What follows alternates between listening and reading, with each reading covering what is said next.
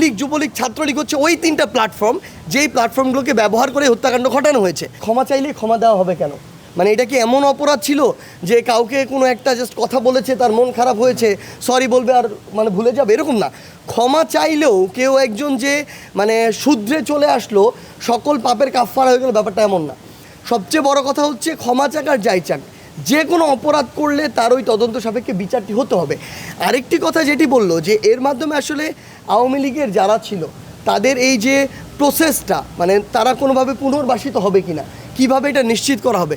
আমরা আমাদের জায়গা থেকে যেটা মনে করি যে এই দায়িত্ব আসলে শুধু বৈষম্য বিরোধী ছাত্র আন্দোলন নয়, জাতীয় নাগরিক কমিটি নয়, বাংলাদেশে বিএনপি, জামায়াত থেকে শুরু করে যে বিভিন্ন রাজনৈতিক যে দলগুলো রয়েছে, এই রাজনৈতিক দলগুলোই কিন্তু বিগত 16 বছরে এই ফ্যাসিস্টদের দ্বারা সবচেয়ে বেশি অত্যাচারিত হয়েছে, নির্যাতিত হয়েছে।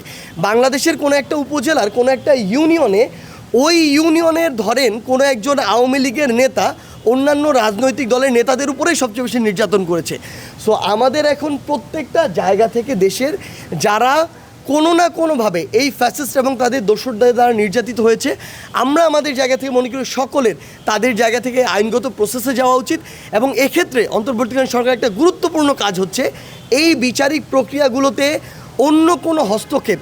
আমরা দেখতে পাচ্ছি যারা বিগত 16 বছরে ফ্যাসিস্টদের যারা নির্যাতিত হয়েছিল, তারাই আবার এখন কোনো না কোনো স্বার্থের কারণে তাদের মধ্যে গুটি কয়েক তাদেরকে আবার প্রশ্রয় দিচ্ছে। সো এক্ষেত্রে রাজনৈতিক দল এবং অন্তর্বর্তীকালীন সরকার এবং অন্যান্য যারা স্টেক হোল্ডার রয়েছে, আমরা আমাদের জায়গাতে মনে করি সামগ্রিকভাবে ওই ফ্যাসিস্টদের দোসরদের বিষয়ে একদম স্ট্রং এবং স্ট্রিক্ট একটা ভূমিকায় যাওয়া উচিত। এটা যদি যায় তাহলে আমাদের সামগ্রিক প্রচেষ্টায় তাদের যারা অপরাধী এবং দোষী তাদের বিচার নিশ্চিত করা সম্ভব। আওয়ামী লীগ একটা রাজনৈতিক দল, আমরা আমাদের জায়গাতে স্পষ্ট করে সেদিনও জানিয়েছি। আমরা যখন প্রধান উপদেষ্টার সাথে কথা হয় যে সবার আগে রাজনৈতিক দল হিসেবে আওয়ামী লীগের যে রেজিস্ট্রেশনটা সেটা মানে একদম নিষিদ্ধ করতে হবে, সেটা আর থাকবে না। এবং এরপরে এই যে খুন, এই যে হত্যাকাণ্ড, এই অপকর্মের দায়ে খুনি হাসিনা যদি এই খুনের নির্দেশদাতা হয়, তাহলে আওয়ামী লীগ, যুবলীগ, ছাত্রলীগ হচ্ছে ওই তিনটা প্ল্যাটফর্ম যেই প্ল্যাটফর্মগুলোকে ব্যবহার করে হত্যাকাণ্ড ঘটানো হয়েছে। সো তাহলে খুনি হাসিনাকে যদি এই খুনের দায়ে ফাঁসির মঞ্চে যাওয়া হয়, এই প্ল্যাটফর্মগুলো কিন্তু সেটার কারণে নিষিদ্ধ হওয়ার দাবি রাখে। আমরা আমাদের জায়গা থেকে এই দাবিটি জানিয়েছি। এখন আমরা যে কথাটি বলছি যে যদি মনে করে এবং যদি এটা প্রমাণিত হয় যে 30% মানুষ ধরা হয় বা 25% মানুষ যে ভোটার ছিল নৌকার বা আওয়ামী লীগের, তারা প্রত্যেকে এটার সাথে সম্পৃক্ত, প্রত্যেকের বিচার হবে, সমস্যা নাই তো।